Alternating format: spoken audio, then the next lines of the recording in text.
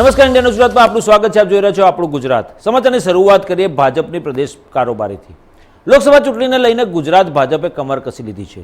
ત્યારે અનુસંધાને લોકસભા ચૂંટણીને લઈને મુખ્યમંત્રી ભૂપેન્દ્ર પટેલ અને CR પાટીલની અધ્યક્ષતામાં ભાજપની મહત્વની સમીક્ષા બેઠક મળી હતી. આ બેઠક ગુજરાત ભાજપ અધ્યક્ષ CR પાટીલ અને મુખ્યમંત્રી ભૂપેન્દ્ર પટેલની ઉપસ્થિતિમાં શરૂ કરાઈ. બેઠકમાં લોકસભાની ચૂંટણી અંગેની તૈયારીની ચર્ચા કરાઈ હતી. તમામ લોકસભા બેઠકો માટે વિસ્તૃત ચર્ચા કરવામાં આવી. બેઠકમાં રાજ્ય સરકારના 10 મંત્રીઓ ઉપસ્થિત રહ્યા હતા. ઉપરાંત પ્રદેશના સિનિયર આગેવાનો સહિત 50 લોકોએ ભાગ લીધો હતો. આ બેઠક રાત્રે 8 વાગ્યા સુધી ચાલવાની છે. મહત્વનું છે કે આ બેઠકમાં સાંસદો અને મંત્રીઓ સિવાય કોઈને એન્ટ્રી આપવામાં આવી નથી. બેઠકમાં ચર્ચા અંગે ગુપ્તતા જાળવવા મંત્રીઓ અને આમંત્રિતોના મોબાઈલ બહાર રાખવા સૂચના આપી દેવાઈ હતી. આ બેઠકમાં પ્રદેશ ભાજપ પ્રમુખ CR પાટીલ, મુખ્યમંત્રી ભૂપેન્દ્ર પટેલ, પૂર્વ પ્રમુખ મુખ્યમંત્રી, પૂર્વ નાયબ મુખ્યમંત્રી સહિત પ્રદેશના નેતાઓ તથા સાંસદો અને રાજ્ય સરકારના મંત્રીઓ સહિત પ્રદેશના 52 જેટલા આગેવાનોને બોલાવાયા હતા. ભાજપ પ્રદેશ આયોજન બેઠકમાં લોકસભા ચૂંટણીની ગુજરાતની 26માંથી 26 બેઠકો જીતવા અને 5 લાખના માર્જિન સાથે જીતવાને લઈને મનોમંથન કરવામાં આવ્યું હોવાનું સૂત્રોએ જણાવ્યું હતું.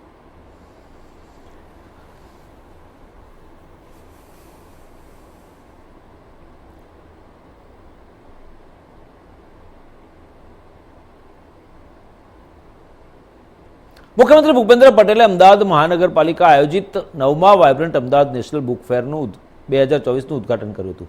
મુખ્યમંત્રીએ ઉદ્ઘાટન બાદ પુસ્તક પરબ સહિત વિવિધ પ્રકાશનોના સ્ટોલની મુલાકાત લીધી. તે આ પ્રસંગે મુખ્યમંત્રીએ સ્ટોલ પરથી શ્રીમદ ભગવદ્ ગીતા અને રામાયણ સહિતના પુસ્તકોની ખરીદી પણ કરી હતી. અમદાવાદ મહાનગરપાલિકા દ્વારા GMDC ગ્રાઉન્ડ ખાતે 6 થી 12 જાન્યુઆરી દરમિયાન 9મા vibrant Ahmedabad national book fair 2024નું આયોજન કરવામાં આવ્યું છે.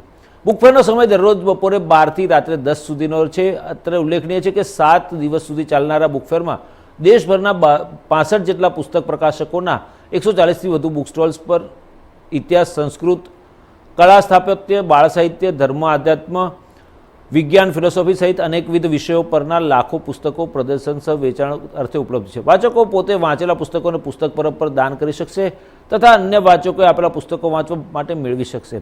વધુમાં બુકફેરની સાથોસાથ યોજાનાર દૈનિક સાહિત્યિક પ્રવૃત્તિઓમાં સાહિત્ય સપ્તાહ, children film festival, Gyanganga workshop, કવિ સંમેલન, મુશાયરા, ટોક શો સહિતના કાર્યક્રમોનું આયોજન કરવામાં આવ્યું છે. સાહિત્ય સપ્તાહ અંતર્ગત કલા અને સાહિત્ય ક્ષેત્રના મહાનુભાવો, યુવા કવિઓ, સર્જકોના વક્તવ્યો, રસપ્રદ સાહિત્યિક ચર્ચાઓ, કાવ્ય પઠન સહિત સંગીતના કાર્યક્રમો યોજાશે. જ્ઞાનગંગા વર્કશોપમાં યુવાઓ માટે લેખન કૌશલ્ય વિકસાવવાના ઉદ્દેશ્ય સાથે દરરોજ અલગ અલગ વિષય પર બપોરે 12 થી 3 દરમિયાન વર્કશોપ યોજાશે. મ્યુનિસિપલ સ્કૂલ બોર્ડના વિદ્યાર્થીઓના વેસ્ટમાંથી બેસ્ટ બનાવવાના કૌશલ્યનું નિદર્શન કરતા ખાસ પ્રદર્શનનો એક સ્ટોલ પણ બુકફેરમાં રાખવામાં આવ્યો છે.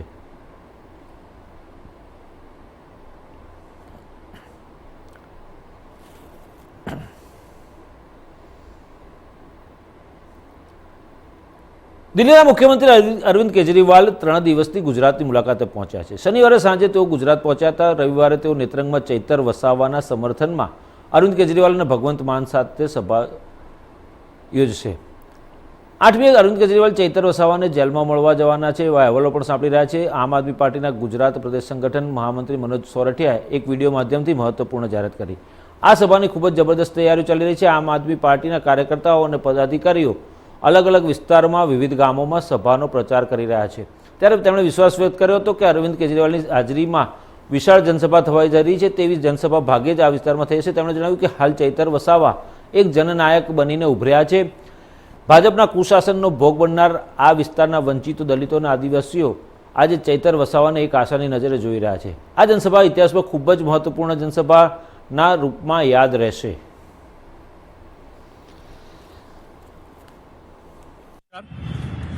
રવિવારે 7 તારીખે નેત્રંગ ખાતે આમ આદમી પાર્ટીની એક વિશાળ જનસભાનું આયોજન થવાનું છે. આ જનસભાની અંદર માનનીય મુખ્યમંત્રી શ્રી અરવિંદ કેજરીવાલજી અને માનનીય મુખ્યમંત્રી શ્રી ભગવત માનજી પધારવાના છે. રવિવારે સવારે વડોદરા ખાતે એ પહોંચશે અને ત્યાંથી નેત્રંગની અંદર આ સભાનું સંબોધિત કરવાના છે. ત્યારબાદ આમ આદમી પાર્ટીની લોકસભાની ચૂંટણીની તૈયારીઓને લઈ અને એક બેઠકનું આયોજન થવાનું છે. અને બીજે દિવસે એટલે કે 8 તારીખે સવારે માનનીય ધારાસભ્ય શ્રી ચેતરભાઈ વસાવાને જેલની અંદર મુલાકાત કરવા માટે બંને મુખ્યમંત્રીઓ જવાના છે. આ સભાની બહુ જબરજસ્ત તૈયારીઓ ચાલી રહી છે. આમ આદમી પાર્ટીના કાર્યકર્તાઓ, પદાધિકારીઓ અલગ અલગ ગામોની અંદર આ વિસ્તારની અંદર સતત પ્રવાસ કરી રહ્યા છે અને આ સભાનો પ્રચાર થઈ રહ્યો છે. મને પૂરો ભરોસો છે કે 7 તારીખે આ વિસ્તારમાં કદાચ જ આયોજિત થઈ હોય એવી વિશાળ જનસભાનું આયોજન થવાનું છે. ચેતરભાઈ એક જનનાયક બનીને ઉભર્યા છે. આસપાસના વિસ્તારની અંદર વંચિતો, દલિતો, આદિવાસીઓ અને આ ભાજપની આ 30 વર્ષની કુશાસનની અંદર જે શોષણનો ભોગ બન્યા છે એવા તમામ લોકો જે છે એ આજે ચેતરભાઈને એક આશાની નજરે જોઈ રહ્યા છે. આ જે જનસભા છે એ ઇતિહાસની અંદર બહુ મહત્વપૂર્ણ સભા તરીકે હંમેશા માટે યાદ રાખવામાં આવશે. વિશાળ જનસભામાં એક તરફ જ્યારે અરવિંદ કેજરીવાલ અને આમ આદમી પાર્ટી ઉપર ભારતીય જનતા પાર્ટી અત્યાચાર કરી રહી છે, ચેતરભાઈ ઉપર અત્યાચાર કરી રહી છે, એ સમયની અંદર ગુજરાતની આ જનસભા એક મહત્વનો પોઈન્ટ સાબિત થવાનો છે અને આમ આદમી પાર્ટી પૂરી તાકાત આ સભા કરવામાં લગાઈ રહી છે. જય હિન્દ, જય ભારત. પાલનપુર તાલુકાના રતનપુર ગામે ભટોળ પરિવાર દ્વારા યોજાઈ રહેલી ભાગવત સપ્તાહમાં રામમય માહોલ સર્જાયો હતો. 1000થી વધુ બહેનોએ શ્રીરામની મહેંદી હાથમાં મૂકી અને શ્રીરામના જયઘોષ અને સાથે સમગ્ર દેશમાં સરકાર 22 તારીખે રજા જાહેર કરે તેવી અપીલ કરી હતી. અયોધ્યામાં 500 વર્ષ બાદ રામ મંદિરનો પ્રાણ પ્રતિષ્ઠા મહોત્સવ ઉજવાઈ રહ્યો છે, જેની ખુશી સમગ્ર દેશમાં જોવા મળી રહી છે. દેશભરમાં અનેક કાર્યક્રમો યોજાઈ રહ્યા છે, ત્યારે પાલનપુરના રતનપુર ગામે ભટોળ પરિવારના 2 પુત્રો દ્વારા પોતાના માતા રાજીબા અને પિતા પરથી બાપાની જીવન પર્વની ઉજવણીના ભાગરૂપે અને યુવાનોમાં માતા પિતાની સેવા માટેનો ભાવ જાગે તે હેતુથી યોજવામાં આવેલા ભાગવત સપ્તાહ રામમય બન્યો હતો. 1000થી વધુ બહેનોએ રામ ભગવાનની મહેંદી મૂકીને ઉત્સવ ઉજવ્યો હતો. ભાગવત સપ્તાહમાં આવેલી બહેનો રામ મંદિરની પ્રતિષ્ઠાને લઈને ઉત્સાહિત જોવા મળી હતી અને રામ મંદિરમાં યોજાનારા પ્રાણ પ્રતિષ્ઠા મહોત્સવને લઈ તમામ બહેનોએ રામ પ્રત્યેનો પ્રેમ હાથમાં મહેંદી લગાવીને વ્યક્ત કર્યો હતો અને રામનો જયકારો બોલાવી પોતાની ખુશી વ્યક્ત કરી હતી. તમામ બહેનોનું માનવું છે કે આવનારા સમયમાં રામ મંદિરનો પ્રાણ પ્રતિષ્ઠા મહોત્સવ ઉજવાઈ રહ્યો છે, જેની અમને ખૂબ જ મોટી ખુશી છે અને અમે આ ખુશીને લઈને રામ નામની મહેંદી લગાવી છે, જેનો હજારોની સંખ્યામાં બહેનો જોડાઈ હતી. આગામી 22 જાન્યુઆરીએ જ્યારે આ રામ મંદિરનું 500 વર્ષ બાદ પ્રાણ પ્રતિષ્ઠા મહોત્સવ થઈ રહ્યો છે, ત્યારે એ દિવસે સરકાર જો રજા જાહેર રાખે તો આ મહોત્સવને અમે બહેનો સારી રીતે ઉજવી શકીએ તેવી પણ અપીલ કરી હતી.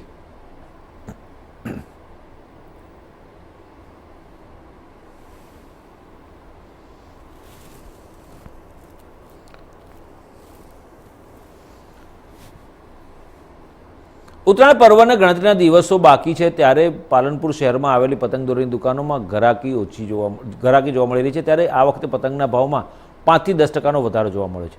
ત્યારે દોરીમાં કોઈ જ વધારો નોંધાયો ન હોવાનું વેપારીઓ જણાવી રહ્યા છે. ઉત્તરાયણ પર્વની લોકો આતુરતાથી રાહ જોતા હોય છે, ત્યારે આગામી દિવસોમાં ઉત્તરાયણ પર્વ આવી રહ્યું છે, જેને લઈને પતંગ રસિકો પતંગ દોરીને ખરીદી કરવા માટે ઉમટી પડ્યા છે. આ અંગે પાલનપુર પતંગ દોરીના વેપારી અશોક મહેશ્વરીએ જણાવ્યું હતું કે રો મટીરિયલના ભાવ વધારાના કારણે આ વખતે પતંગના ભાવમાં 5 થી 10% વધારો છે, ત્યારે દોરીમાં કોઈ જ વધારો નોંધાયો નથી, જેથી પતંગ રસિકો ઉત્તરાયણની ખરીદીમાં લાગી ગયા છે અને આ વખતે પણ ઉત્તરાયણ પર્વ ધામધૂમપૂર્વક ઉજવવામાં આવશે. સર્વપ્રથમ સર્વે બનાસકાંઠા વાસીઓને આગામી ઉત્તરાયણ પર્વ નિમિત્તે ખૂબ ખૂબ શુભેચ્છાઓ. હું અશોક મહેશ્વરી, પાલનપુર. ઉત્સવ સિઝન અત્યારે બજારમાં ઉત્તરાયણનો પર્વ નજીકમાં જ છે અને બજારમાં ધીરે ધીરે હવે ઉત્તરાયણ પર્વની ખરીદીનો માહોલ જામતો જાય છે. પતંગ રશિયાઓ આ વર્ષે સારા એવા પ્રમાણમાં દોરી અને પતંગની ખરીદી કરવા બજારમાં ઉમટી પડ્યા છે અને હવે આગામી સમયમાં વધારે હજી લેવા નીકળશે. આ વર્ષે પતંગની અંદર કાચા પતંગના કાગળના ભાવ વધવાના કારણે તેમજ લેબરના ભાવ વધવાના કારણે મજૂરીમાં વધારો થવાના કારણે પતંગના ભાવમાં 5 થી 10% ગત વર્ષ કરતાં વધારો છે. બાકી દોરીની અંદર કોઈ એવો ભાવ વધારો નથી, એટલે પતંગ રશિયાઓને જોઈએ એવો કોઈ પેલો ખિસ્સા પર વધારે બોજ નહીં પડે અને સારી રીતે ઉત્તરાયણ પર્વની મજા સર્વે પતંગ રશિયાઓ માણી શકશે. બજારમાં આ વખતે અવનવી પતંગની અંદર વેરાયટીઓ છે. ચાંદદાર, લડ્ડુદાર, પ્રિન્ટવાળી, મોદી સાહેબની પ્રિન્ટવાળી, અંતરિક્ષ યાનવાળી, રામ મંદિરની પ્રિન્ટવાળી ખૂબ જ પતંગો અવનવી બજારમાં નાના છોકરાઓ માટે કાર્ટૂનવાળી જે આવે છે, Chhota Bheem, Doraemon, Pokemon, Spider-Man, એવી અવનવી વેરાયટીઓ બજારમાં આ વખતે પતંગમાં છે. કાપડની પતંગો પણ આ વખતે બજારમાં અવેલેબલ છે અને સૌથી મોટી વાત તો એ છે પતંગ રશિયાઓ માટે સારી વાત કે આ વર્ષે બજારમાં ક્યાંય પણ ચાઇનીઝ દોરી અવેલેબલ નથી.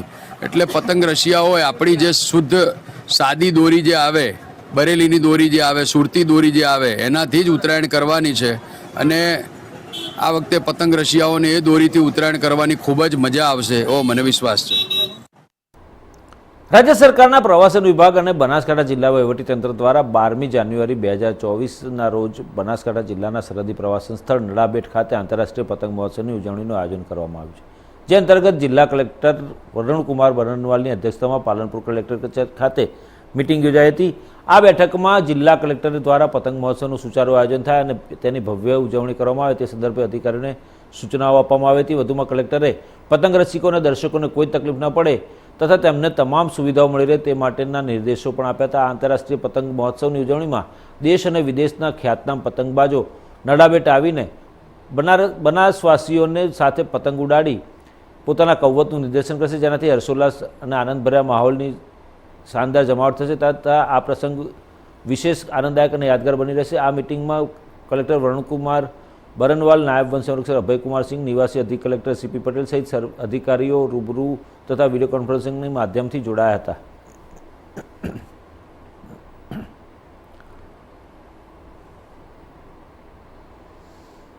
આણંદ શહેરમાં ઠંડા બર્ફીલા પવનો ફૂંકાતા કાતિલ ઠંડીનો સપાટો ફરી વળ્યો હતો. કાતિલ ઠંડીથી બચવા લોકો ગરમ વસ્ત્રો પહેરીને ઠંડીથી બચવાનો પ્રયાસ કરતા હતા, જ્યારે ઠેર ઠેર લોકો તાપડા સળગાવી ઠંડી ઉડાડતા જોવા મળતા હતા. વહેલી સવારે કાતિલ ઠંડીને લઈ ગરમાગરમ ચાની ચૂસ્કીઓ મારવા માટે ચાની કીટલી પર લોકોની ભારે ભીડ જોવા મળી હતી. આણંદ કૃષિ યુનિવર્સિટીના હવામાન વિભાગના જણાવ્યા અનુસાર આણંદમાં મહત્તમ તાપમાન 25 ડિગ્રી સેલ્સિયસ, લઘુત્તમ તાપમાન 13.2 ડિગ્રી નોંધાયું હતું અને પવનની ગતિ પ્રતિ કલાક 4.5 કિલોમીટર નોંધાઈ હતી.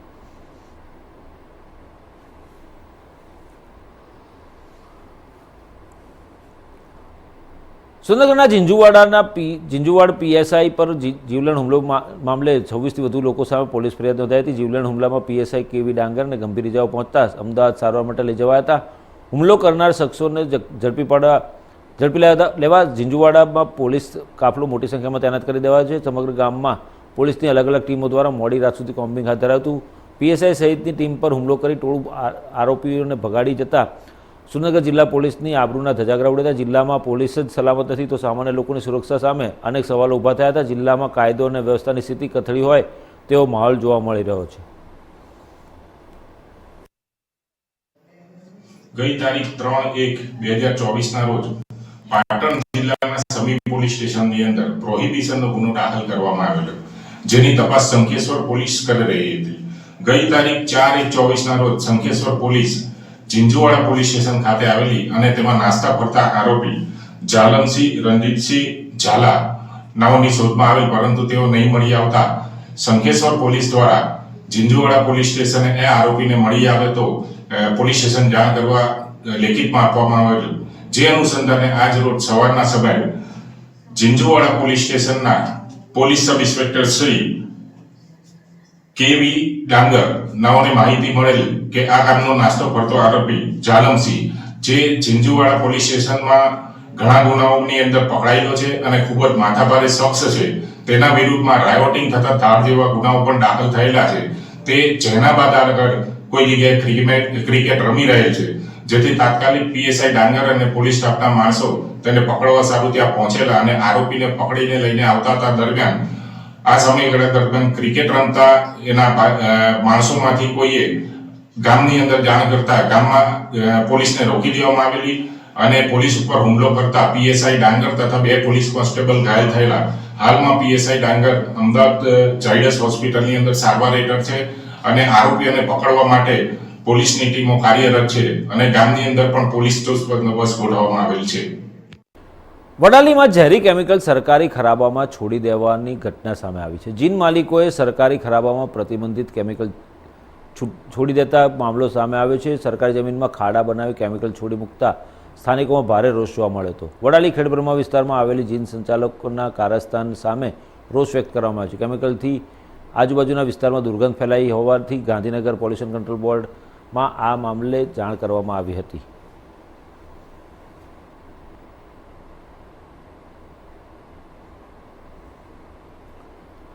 ભાવનગર જિલ્લાના ભારતે અવકાશ ક્ષેત્રે વધુ એક મોટી સફળતા હાંસલ કરી લીધી છે. ચંદ્રયાન 3ની સફળતા બાદ ભારતનું પ્રથમ સૌર મિશન આદિત્ય L1 4 વાગે તેના લક્ષ્ય સુધી પહોંચી ગયું છે. ભારતીય અવકાશ એજન્સી ઇસરોએ આદેશ જણાવ્યું હતું કે અને તેને L1.T પ્રભામંડળ ભ્રમણ કક્ષામાં મોકલ્યું છે. આ અવકાશયાનને પૃથ્વીથી લગભગ 1.5 મિલિયન કિલોમીટર દૂર સૂર્ય પૃથ્વી પ્રણાલીના લેગ્રેન્જ પોઈન્ટ 1 એટલે કે L1ની આસપાસ પ્રભામંડળની ભ્રમણકક્ષામાં મૂકવામાં આવ્યું છે. આ રીતે 2 સપ્ટેમ્બરે આંધ્રપ્રદેશના શ્રી હરિકોટાથી શરૂ થયેલી સૂર્ય તરફની 15 લાખ કિલોમીટરની યાત્રા તેના મુકામ સુધી પહોંચી ગઈ છે. વડાપ્રધાન નરેન્દ્ર મોદી આ મોટી સફળતા માટે દેશને અભિનંદન પાઠવ્યા છે. વડાપ્રધાન મોદીએ સોશિયલ મીડિયા પ્લેટફોર્મ એક્સ પર પોસ્ટ કરીને કહ્યું હતું કે ભારતે વધુ એક સિદ્ધિ હાંસલ કરી છે.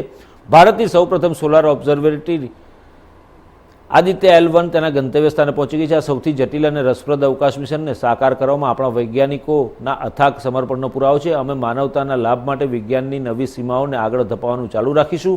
બીજી તરફ કેન્દ્રીય વિજ્ઞાન અને ટેકનોલોજી રાજ્યમંત્રી ડૉક્ટર જીતેન્દ્ર સિંઘે પણ કહ્યું હતું કે આ વર્ષ ભારત માટે શાનદાર રહ્યું છે. વડાપ્રધાન નરેન્દ્ર મોદીના દૂરંદેશી નેતૃત્વ હેઠળ ટીમ ઇસરોએ લખેલી બીજી સફળતાની ગાથા સૂર્ય પૃથ્વી જોડાણના રહસ્ય શોધવા માટે આદિત્ય L1ની અંતિમ ભ્રમણકક્ષામાં પહોંચી ગયું છે. સૂર્ય એ આપણી પૃથ્વીનો સૌથી નજીકનો તારો છે. તેનાથી ઘણી ઉર્જા બહાર આવે છે. સૌર જ્યોત પણ સતત વધી રહી છે. જો તેમની જ્વાળાઓની દિશા પૃથ્વી તરફ વળે છે તો અવકાશયાનના ઉપગ્રહો અને સંચાર પ્રણાલીને નુકસાન થઈ શકે છે. આદિત્ય L1 આવી સૌર ઘટનાઓ વિશે સમયસર માહિતી આપશે જેથી નુકસાન ઘટાડી શકાય.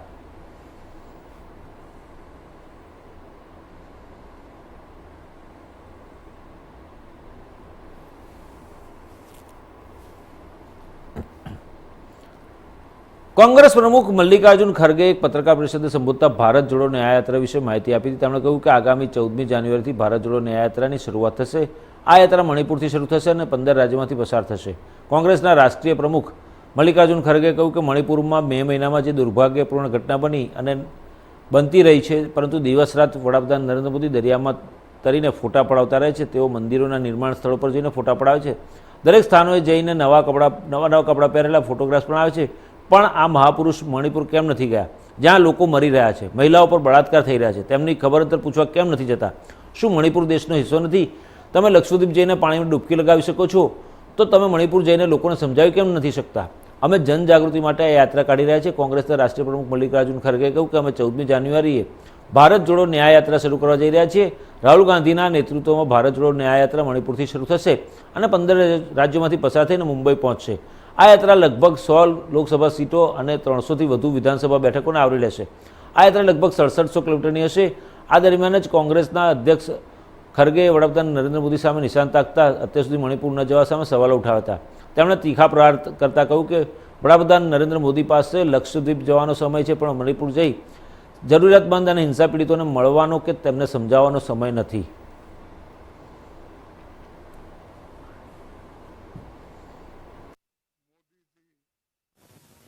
कभी समंदर में वहां पर जाके या स्विमिंग करने का दिखाते हैं फोटो सेशन. कभी अभी कंस्ट्रक्शन हो रहा है मंदिरों का, वहां पर जाके वहां फोटो निकाल लेते हैं.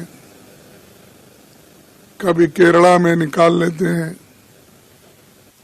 कभी बम्बई में निकाल लेते हैं. हर जगह जाकर नए नए ये अपने वस्त्र पहन के हर जगह से फोटो रोज आप तो देखते रहे होंगे, आप भी तंग आए होंगे भाई कितने बार इतनी सूरत देखना. फिर भी वो सूरत बताने का वो नहीं छोड़ते और आप लोग उसकी पिक्चर पकड़ना भी नहीं छोड़ते. तो ऐसा आज लोगों को ये हो गया कि भाई क्या है, कोई एक भगवान का दर्शन के जैसा रोज उठते ही उन्हीं का.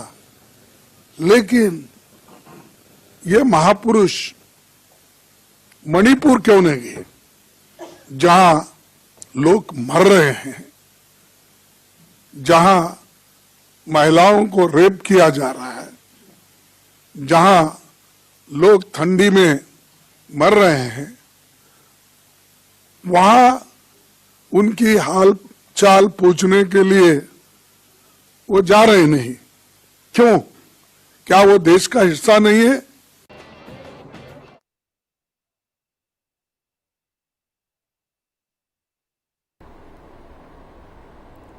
ઉત્તર પ્રદેશના અયોધ્યામાં રામ મંદિરના ઉદ્ઘાટન અને રામલલાના અભિષેકના કાર્યક્રમની તૈયારીઓ પૂર્ણ કરી દેવામાં આવી છે. રામ મંદિરના ગર્ભગૃહમાં માત્ર રામલલાની મોહક કાળી ચામડીની મૂર્તિ સ્થાપિત કરવામાં આવશે. ટેમ્પલ ટ્રસ્ટના મહાસચિવ ચંપતરાયે શુક્રવારે એક કાર્યક્રમમાં જાહેરાત કરી હતી. જોકે ચંપતરાયે જાહેર કર્યું હતું કે ગણેશ ભટ્ટ અને અરુણ યોગી રાજમાંથી કોની મૂર્તિ ગર્ભગૃહ માટે પસંદ કરવામાં આવી છે. તેમણે કહ્યું કે 16મી જાન્યુઆરીથી રામ મંદિરમાં અભિષેકની વિધિ શરૂ થશે. 18 જાન્યુઆરીએ બપોરે રામલલાની પસંદ કરેલી પ્રતિમાને ગર્ભગૃહમાં શિલા પર સ્થાપિત કરવામાં આવશે. પ્રતિમાનો ઉલ્લેખ કરતા રાયે કહ્યું કે તેમાં દેવત્વ છે, કારણ કે તે ભગવાન વિષ્ણુનો અવતાર છે. આ મૂર્તિ રાજાના પુત્ર ઉપરાંત 5 વર્ષના છોકરાની છે. તેની ઊંચાઈ 51 ઇંચ છે. તેનું વજન 1.5 ટન છે. તેમણે કહ્યું કે તે કાળા પથ્થરની બનેલી છે હોવાથી દૂધ અને પાણીથી સ્નાન કરવાથી પ્રતિમા પર કોઈ વિપરીત અસર નહીં થાય. સ્નાનનું પાણી પીવાથી ભક્તોના શરીર પર પણ કોઈ અસર નહીં થાય. તેમણે કહ્યું કે મંદિરમાં 3 શિલ્પકારોની મૂર્તિઓ પૂર્ણ સન્માન સાથે સ્થાપિત કરવામાં આવશે.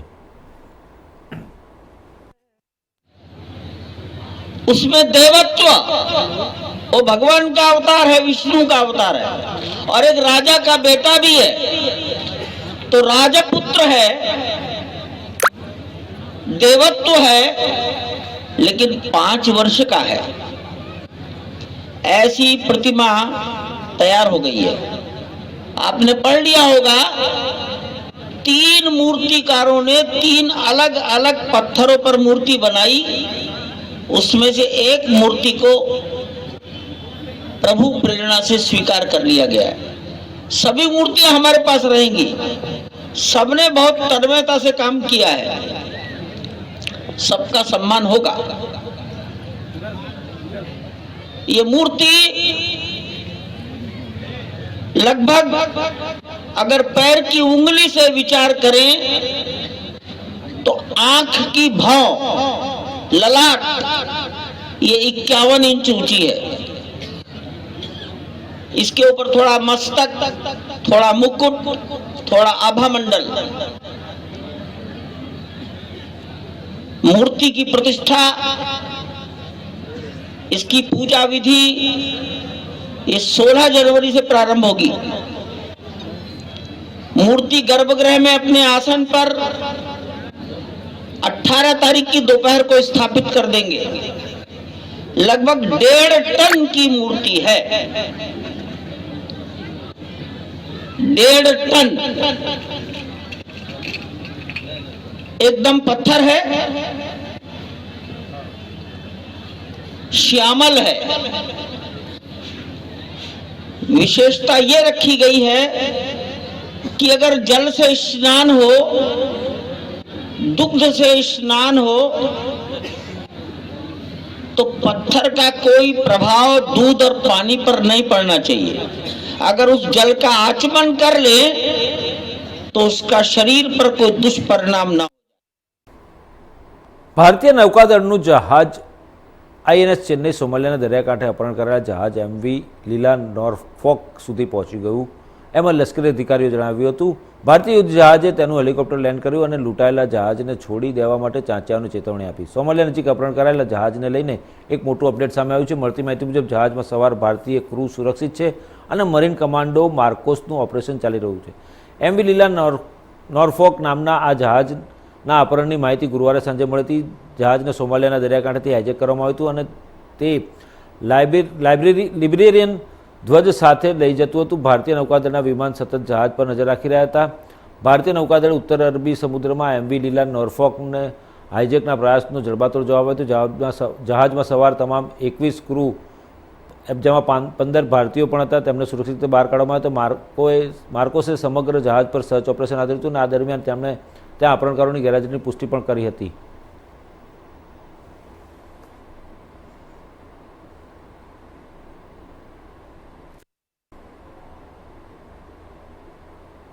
આપણું ગુજરાતમાં અત્યારે બસ આટલું જ. વધુ સમાચાર અને અપડેટ્સ માટે જોતા રહો ઇન્ડિયા ન્યૂઝ ગુજરાત, ગુજરાતી ધડકન. નમસ્કાર.